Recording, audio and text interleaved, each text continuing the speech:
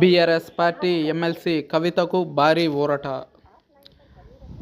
Delhi liquor స్కామ్లో arrest అయి జైల్లో ఉన్న ఎమ్మెల్సీ కవితకు భారీ ఊరట లభించింది.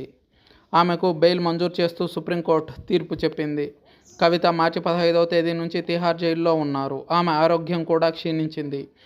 ఢిల్లీ లిక్కర్ స్కామ్ కేసులో నిందితులుగా ఉన్న వారికి వరుసగా బెయిళ్లు వస్తున్నాయి. కానీ ఎమ్మెల్సీ కవితకు మాత్రం రాలేదు. ఇదంతా బీజేపీనే కావాలని చేస్తుందంటూ ప్రచారం చేశారు బీఆర్ఎస్ పార్టీ నేతలు.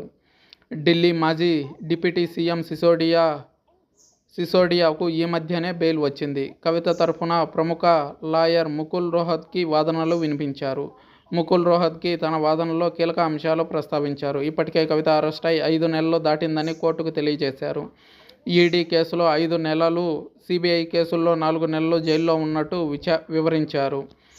ఈడీ, సిబిఐ విచారణ కూడా పూర్తయిందని, ఛార్జిషీట్లు కూడా వేశారన్నారు. 493 మంది సాక్షులను కూడా దర్యాప్తు సంస్థలు విచారించాయని తెలిపారు.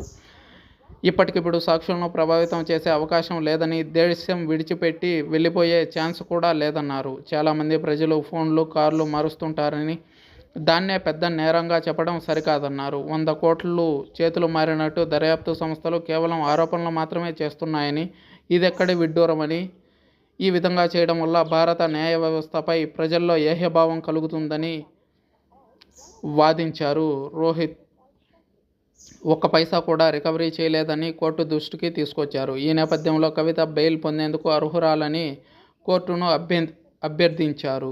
ఈడీ తరపున వాదనలు వినిపించిన ఎస్వీ రాజు కూడా కీలక అంశాలు ప్రస్తావించారు. కవితకు ఈడీ నోటీసులు వచ్చిన వెంటనే ఫోన్లు ధ్వంసం చేశారని తెలిపారు. అందులో సమాచారం పూర్తిగా ధ్వంసమైనట్టు వెల్లడించారు. వాటిని ఫార్మాట్ చేసి ఇంట్లో పని మనుషులకు ఇచ్చారని అన్నారు.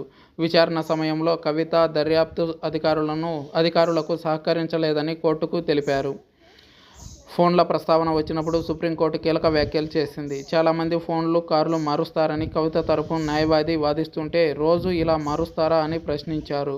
ఫోన్లు మార్చడం కామన్ కాదన్న ఈడీ న్యాయవాది, ఈ కేసులో కావాలనే సాక్ష్యాలను కవిత నాశనం చేశారన్నారు. ఫోన్లలో డేటాను డిలీట్ చేయడం వేరు, పూర్తిగా తుడిచివేయడం వేరని అన్నారు. కవిత మాత్రం కావాలనే ఫోన్లను ఫార్మాట్ చేశారని, ఆమె ఇచ్చిన ఫోన్లలో 10 రోజుల డేటా మాత్రమే రికవరీ చేయగలిగామని ఈడీ తరపున న్యాయవాది కోర్టుకు తెలిపారు.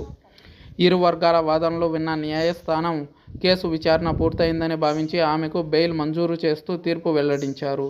దీంతో బీఆర్ఎస్ వర్గాల్లో ఆనందోత్సాహాలు వెల్లివిరిశాయి. కవితకు వచ్చే వారంలో బెయిల్ వస్తుందని గత నెలాఖరులో కేటీఆర్ ఆశాభావం వ్యక్తం చేశారు. అనుకున్నట్టుగానే బెయిల్ రాలేదు. విచారణ వాయిదా పడింది. ఇప్పుడు విచారణలో బెయిల్ వచ్చింది. సిబిఐ, ఈడీ కూడా ఈ బెయిల్ విషయంలో పెద్దగా అభ్యంతరాలు వ్యక్తం చేయకపోవడంతో సుప్రీంకోర్టు బెయిల్ మంజూరు చేసింది. ఇప్పటికే చాలా కాలం నుంచి కవిత జైల్లో ఉన్నారు.